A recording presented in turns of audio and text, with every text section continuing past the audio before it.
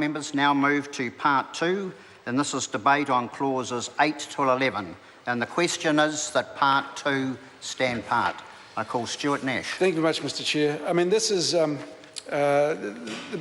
purpose of this, I suppose, is to ensure that we comply with a number of international anti-money laundering pieces of legislation, the work that's going on around the world. We agree with that. However, again, Mr. Chair, what we see with this is just adding a whole lot of complexity that doesn't necessarily have to be there. But the main concerns that were brought up around this sort of thing is how long it actually takes for the Commissioner and the IRD to allocate certain numbers and bank accounts and transfers and all this sort of carry on, because it is actually quite a complex process if you're an overseas. Well, no, it's not an overseas investor. It's actually, the definition is offshore person. And this is where there's a little bit of confusion arises. And I think, Mr. Chair, what you'll find is there'll be some Kiwis who are a little perturbed to find that under legislation they are treated differently than New Zealanders who actually live in New Zealand. And, you know, if we have a look at the definition, Mr. Chair, of this is clause 9, part 3, an offshore person. And actually, for an individual, an offshore person actually means, under part A1, a New Zealand citizen who is outside New Zealand and has not been in New Zealand within the last 3 years.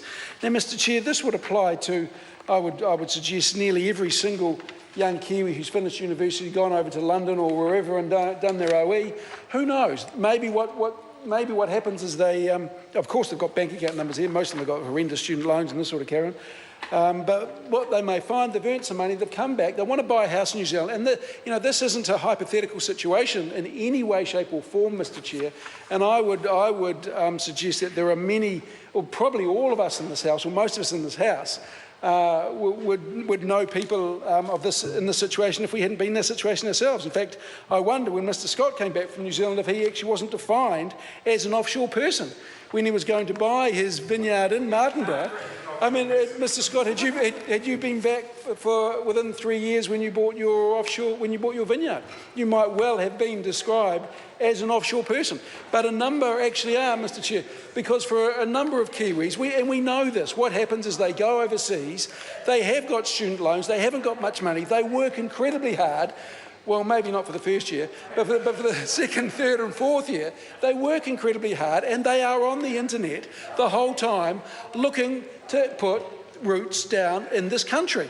And, you know, I was talking to a guy about 3 weeks ago in my electorate office who came in because he wanted to get involved and he'd just come back to New Zealand to settle down from overseas. So this is not a situation where it's hypothetical. And I think he would find it, well, any Kiwi would find it a little perturbing to find that they actually were subject to different rules than New Zealand citizens. And especially when their only passport they hold is a New Zealand one. And according to this legislation, they are not New Zealand, well, they are New Zealand citizens, but they're also classed as offshore persons. So anyway, what the offshore person has to do is they have to give a tax number and a bank account number to the Commissioner for the Inland Revenue. Well, when we say Commissioner, you know, that just stands for the IRD itself. But what it says here, under 24BA, offshore persons' bank account and tax file numbers, the Commissioner must not allocate a tax file number, so an ID number, in response to an offshore person's request unless the Commissioner first receives a current bank account number for the offshore person. Now, the discussion that opened up in the Select Committee around this was timing and requirements. For example, if a person wants to open a New Zealand bank account, then they've got to have, you know, various forms of ID, and we have tightened up quite significantly in the country, Mr. Chair, which is good because we needed to. I mean, I think the world has done this, as mentioned, due to anti-tax avoidance measures around the world. But what a person has to do is provide a whole level of authorisations and identifications to open a bank account number, but they can't get a tax file number until they've got a bank account number. And often when you're looking at property, there is the imperative of time.